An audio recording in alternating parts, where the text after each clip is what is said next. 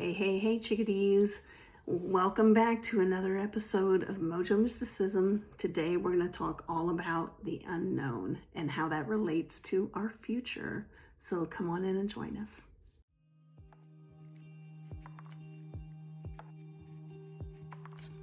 All right, chickadees. So this is day 3 of our 3-card reading this week. So the cards are pulled from the Oracle of Portals deck. This deck here. Sorry about the noise there with the other cards banging around in that box. So that's what we're pulling from this week, and the pull that we're doing is a past, present, and future pull. So just by way of reminder, the first card in the series was number 5, Adventure, and the Adventure card was about gaining a fresh perspective from a recent adventure that's coming to a close. Something that's moved you out of the familiar and really allows you to see something new. Those adventures are things that are really gifts for us, and they empower us to take the next step on our path. And then yesterday, the card was the present, excuse me, and this is the Sunrise card number 6. And this is really showing us what we have in front of us and how magical and full of possibility the present moment is. And so we get the opportunity here to look at fresh patterns and gain some new momentum in our lives. We're looking at reprioritizing or renewing or reassessing or releasing some of the old patterns and energies from yesterday and the recent past. That's what it's all about. And then letting things go. And today's card continues that pattern and adds a new twist to it. So today with the future card, we have with us card number 12, which is a 3. So this card is the unknown. And the unknown card is also about letting go. It's letting go of the need to control and assert control over things that we cannot know. So here we're talking about our future. So sometimes we're talking about our present too, but in this case, it's the future.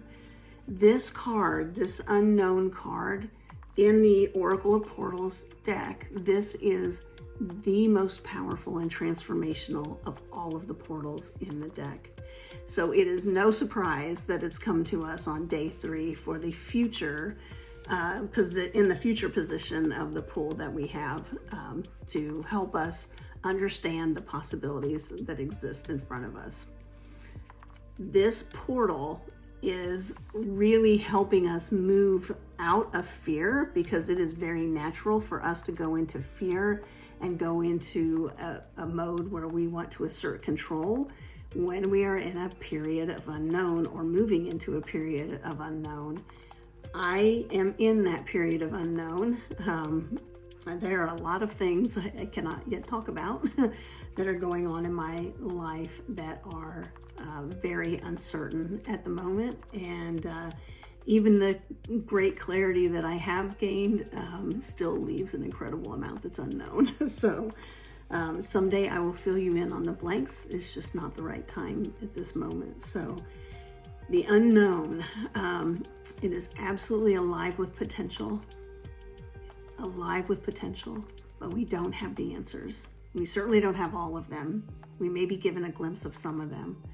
So when we feel ourselves needing to go into this kind of mode of fear or asserting control over the situation, I call this the panic first option.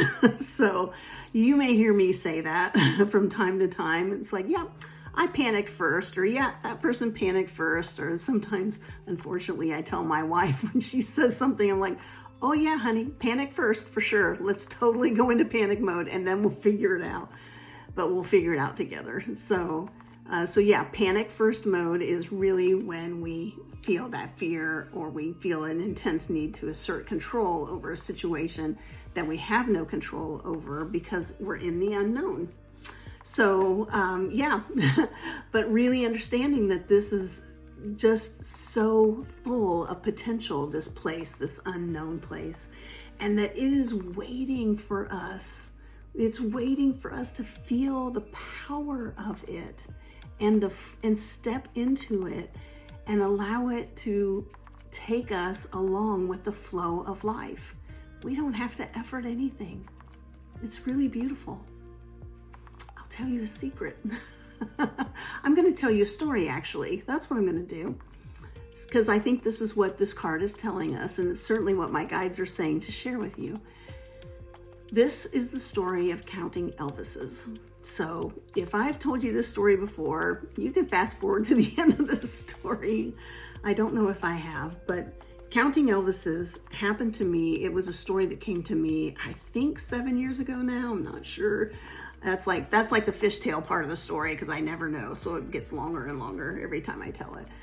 But I was in Las Vegas for the second conference that I have attended for the Design Build Institute of America. And if you are a subscriber and you're with DBIA, you know how much I love DBIA. So I was going to this conference. It literally was the second time I'd ever gone. I was walking over a bridge over Las Vegas Boulevard to go to Caesar's Palace. And I had decided that I was going to, just for fun and a way to kind of occupy my brain, because I was pretty lonely. I didn't know very many people at the conference. I had decided I was going to count Elvises. Going to count Elvis impersonators. And so I'm going across the bridge, and all of a sudden this voice is in my head. And the voice is very clearly saying, Molly, you're going to be a fixture around this organization before you know it. And I thought, isn't that strange? and I forgot about it. I was like, whatever. I'm going to go back to counting Elvises. Because again, I maybe knew 3 or 4 people. I didn't know very many people at all. 3 years later, so now, let me back up. Because now today, I know that voice was Hera, my main guide. That I know beyond a shadow of a doubt. Fast forward 3 years later, and I am chairing a national committee. I know many, many, many people within the design build community, and I adore all of them. And I remember the counting Elvises, and I was like, holy mackerel, that worked. I heard the voice, I agreed, that's what I wanted, and then I forgot about it. And that was the key, forgetting about it. So we're going to just say, forget about it, right? So if you're from the Northeast and you can do that better than me, let me know, because I need your voice, because I'm not very good at that one. So yeah, that is the key. And I'm going to tell you another part of this. So both of these stories are going to be in shift around the counting Elvises. The second side of that story is that this year, 2025, I set a goal. I didn't even set a goal. Actually, I don't set goals anymore for revenue because I had a significant subconscious block against numbers, against revenue goals. And so I had been bumping up against the revenue, the 7-figure mark, like literally right at it, and unable to just like get over it for the last couple of years. And it literally was yesterday when I was working with one of my coaches and practitioners. We were doing some subconscious work, and it was like, oh, wait a minute. I think I might already be there because I forgot about it. I didn't even set the goal this year. And then when I was actually in New York a couple weeks ago, and I was writing down, I was doing a practice that says, I'm so happy and grateful now that, and this is a practice that comes from Bob Proctor. And I've done it for years, and for many years I had a revenue goal with it, and I never, ever, ever met the revenue goal. This year I did not have it. And then when we were in New York City a couple weeks ago, we did the practice again. And I got about midway through my list, and all of a sudden it came to me, put a revenue goal down. It just literally was, it was my guides. Put a revenue goal down. I was like, okay, so I'm going to put the revenue goal down. And my first instinct was, well, before I do that, maybe I ought to check my P&L and maybe I ought to check my AR and just see if this goal is even practical. And I thought, that's the problem right there. It literally was the problem.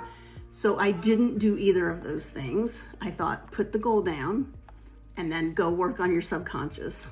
So that's what I did. And I realized very, very quickly, I had already exceeded my goal. So, okay. So again, the whole point is to forget about it. And when I say forget about it, I'm talking about completely, wholly, 100% letting go of the goal.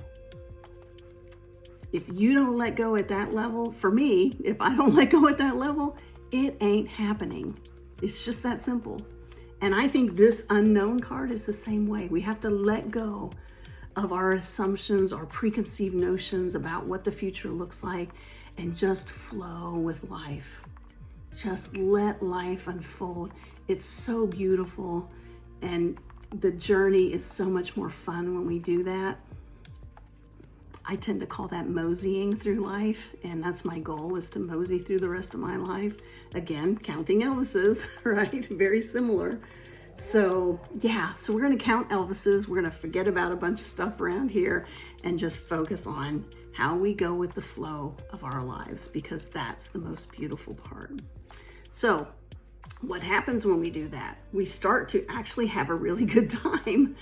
I've had more fun this year than I've ever had, ever.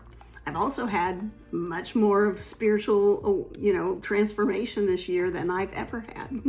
So, like in many years combined, it's all like the trajectory is like almost straight up right now. So, and every speed bump that seems to come up in my life, whether they are significant or insignificant, is a blessing, right? The roadblocks, the speed bumps, it does not take long at all to get from thinking, oh, this is a big challenge, to, oh, this is a huge opportunity. And oh my gosh, nothing is happening to me. It's all happening for me. And it's for my benefit. So what can I learn from the laboratory that I'm in this moment? And that's where life becomes super, super delicious.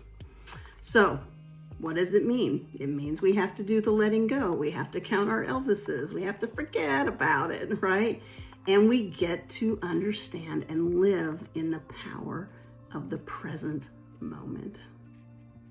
Right now, right here, today. There's nothing else. We're not guaranteed anything else. So even in the midst of big things that are happening, and like I said, I've got some big things that are happening in my life, things I can't talk about. Even in the midst of that power of presence will keep you grounded. It will keep you happy and joyous, even in the face of very difficult circumstances. So with that, chickadees, let's all happily skip our way into the unknown. Have a wonderful day. I'll see you next week. Love you all. Mwah. Don't forget to subscribe. Oh, chickadees, I almost forgot. I owe you a report on my tattoo. And here it is. I mean, I can't even make this work. There it is. Probably can't see it very good, but it does say WWHD, so I'll let you see it again once it heals up, but it's there. I did it. Follow your guides. Love y'all.